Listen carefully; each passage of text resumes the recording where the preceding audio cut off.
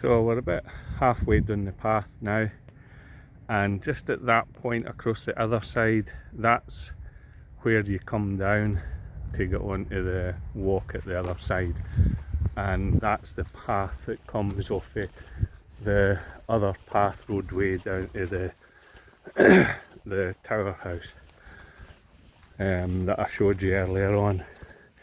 So I think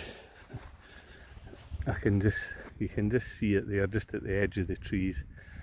You'll see it when you're walking along at points. You tweed walk up this way, and the tree line just at the back there, that's that path that takes you out into Kirkton Manor or down that way.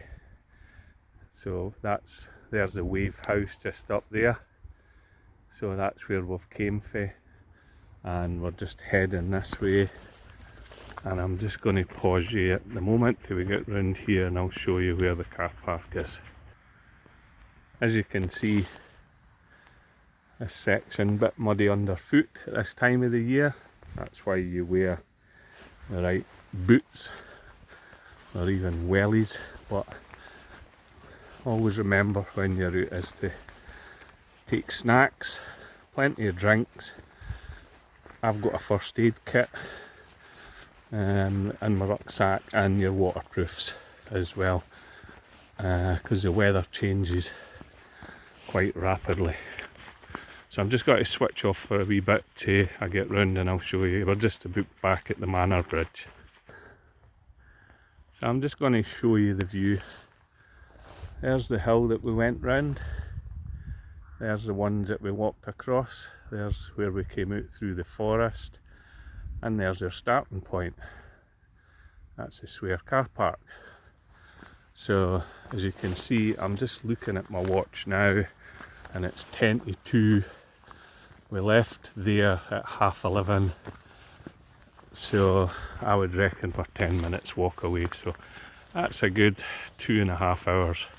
So I'd give yourself 2.5 to 3 hours for doing the Manor Swire car park, and the walk take about 30-40 minutes if you shorten the route with the shorter route that I showed you, but I'm going to continue into town, which is probably about another 30 to 40 minutes for here. So I'm just going to pause it now till we get to the Manor Bridge, and I can show you some other points. So this is just coming to the edge of the path.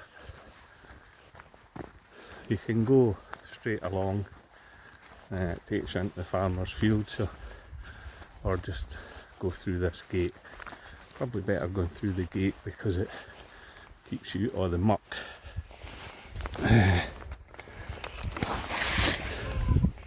As I've said before, remember and put these wee hooks back in. It stops the livestock getting it.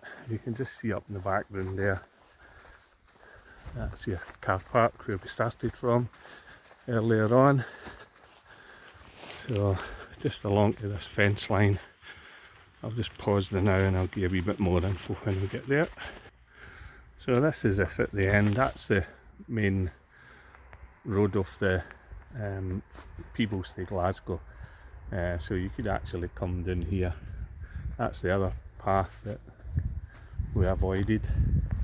So this is the road right round to where we started at the small bridge and walked up towards the Glac. So you could walk round there. Wouldn't advise it though. It's quite harum scarum with a lot of drivers. So there's the Swire, so you can just walk along. You can just see the cars there. So you just take a left turn and then walk up the hill and back to your car. And as you see, people parked here, so you could start here and walk up, and there's the path at the other side.